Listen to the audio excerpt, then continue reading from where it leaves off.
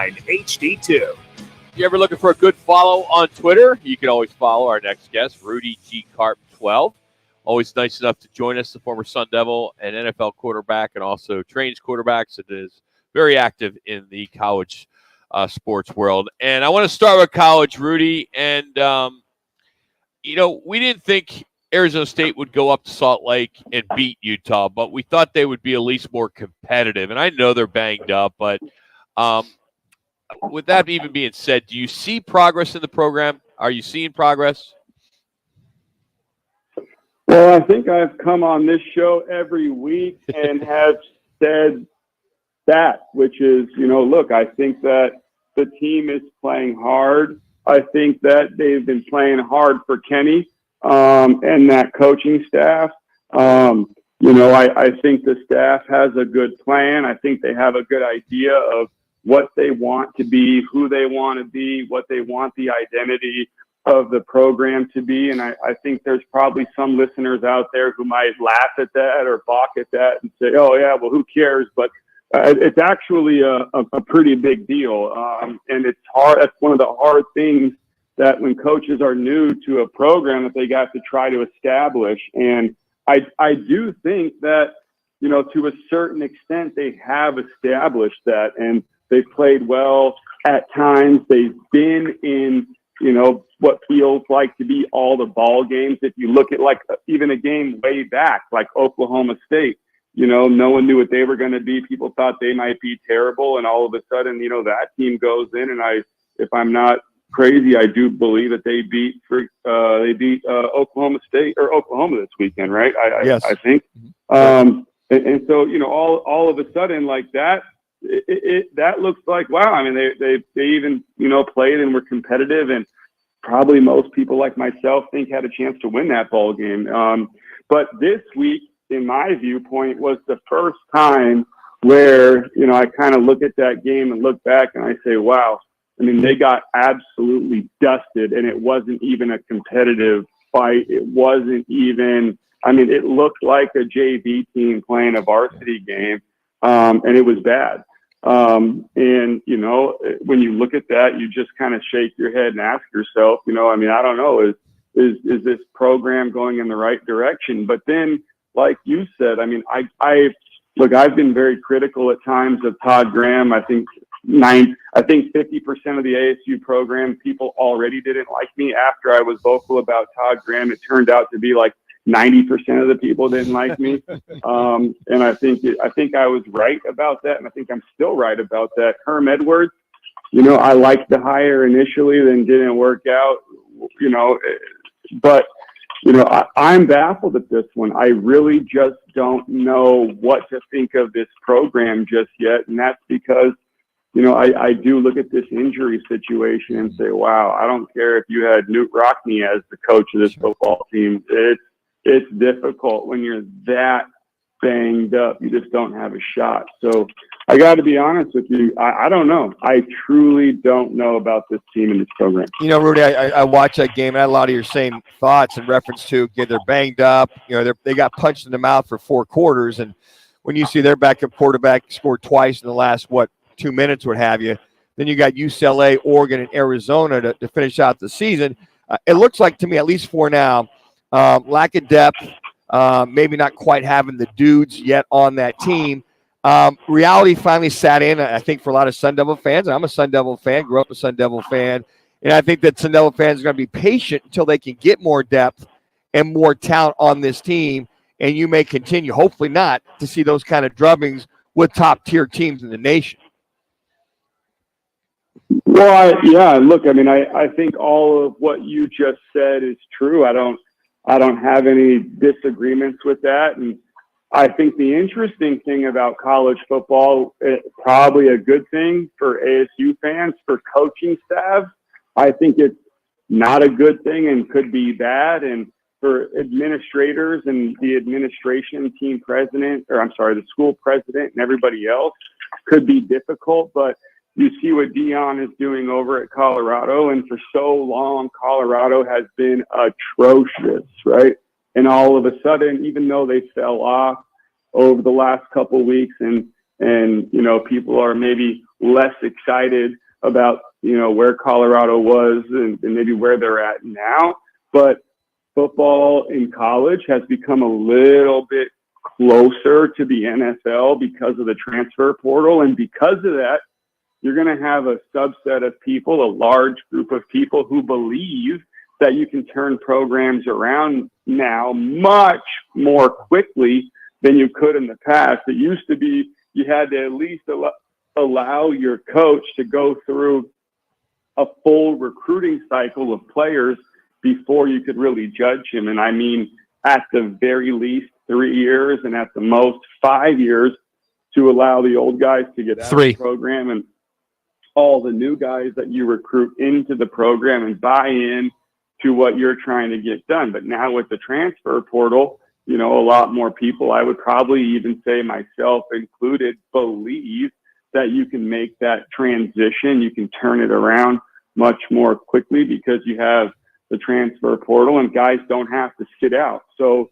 it's going to be interesting to see, you know, what Kenny Dillingham does up front right away when this football season is over through the transfer portal and how he's going to try to transform this roster and this football team. The last piece of that is I also think he's got a big decision coming up. And one of those big decisions is, are you going to keep Bo Baldwin on this coaching staff? Is he a guy that's going to remain? Or I'm calling plays from this point forward. I'm going to essentially control my own destiny about how this offense plays and how this program is ready to compete on Saturdays on the offensive side of the ball. And if he decides to move on from Bo Baldwin, then who does he hire? Does he decide to not hire a coordinator, be the play caller himself, and then just bring in what he views as a high quality quarterback coach? Rudy Carpenter's our guest on the Right Toyota guest line. Rudy, take me then to the NFL and the awful game by the Cardinals yesterday. Look, with what took place and the trading of Josh Dobbs, everybody felt that they were going to go to Cleveland and get beat. I don't think everybody was under the impression that they were only going to gain 58 yards on offense. Can you break that down? I will. Yeah. Really? Yeah. I mean, absolutely. Another thing that I come on this program every week or anywhere else that I go and I talk about, and, if I'm making up stories, please call me out and say I don't say these things. But again, in the NFL especially, it's like this in every level of sports, in every single sport, but especially football. Because to me, football is the ultimate team game. I mean, it's the ultimate team game. Quarterback is such a funky position because it's the most reliant position, in my view, in sports. You rely so much on the players around you, the health of the players around you, the playmaking ability of the players around you, which means by default, you have to rely so much on the head coach, the owner, and the general manager about who they're going to bring into this ball club, who's going to be on the 53-man roster, who's going to be active, who's going to be inactive, who's going to be on practice squad, who's going to be their high picks that can come in and take games over and be, a massive playmaker, right? And so you're so reliant. But then there's this weird individual part of the position where you have the ball in your hand on every single play, and you single-handedly have the ability to make such a big impact on the game, either for the good or for the bad. We see it with guys like Aaron Rodgers or Tom Brady.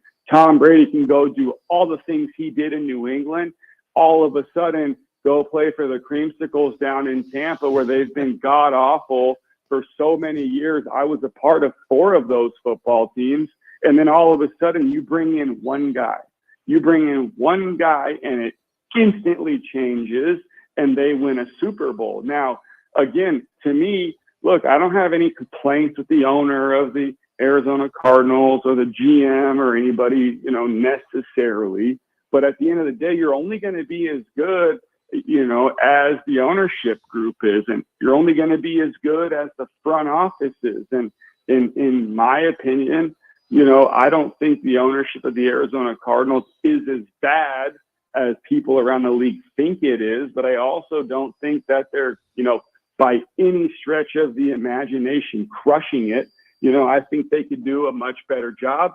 I think they could get a lot more. The Arizona's a great place as far as destination goes. You can't have a successful organization when you already have the presumptive number one pick in the draft and Caleb Williams talking about, I'm not coming to Arizona. Please don't draft me, with that whole narrative. I mean, it's just awful. You can't have that. You can't pretend you're going to bring in a player 17 days, 21 days, whatever it is, at the quarterback position before the first game and think he's going to come in here and just, absolutely kill it and put you guys in a position to win. And if you're having to do that, to me, that says an awful lot about all of the other guys on your roster. I don't care if they're 10-year backups or they're a first-year rookie. That says a lot about what they felt about Clayton Thune and anybody else that they had on their active roster. Why they cut Colt McCoy blows my mind.